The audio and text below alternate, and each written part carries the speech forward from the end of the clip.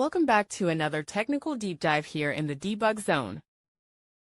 Today we're tackling a big question and breaking it down with insights from other users. Hopefully this clears up some misconceptions and helps you get the answer you need. So buckle up, stay a little curious, and let's jump right in.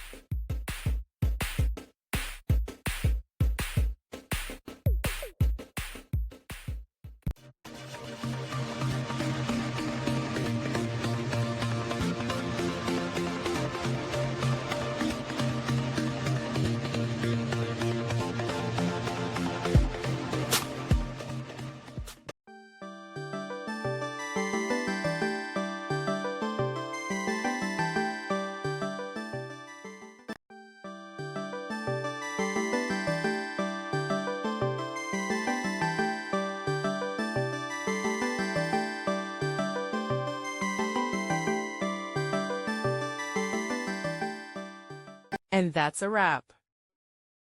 I hope you found the answer you were looking for. If you did, take a second to hit that subscribe button. It really helps out. And let me know in the comments which solution worked best for you. See you next time in the debug zone.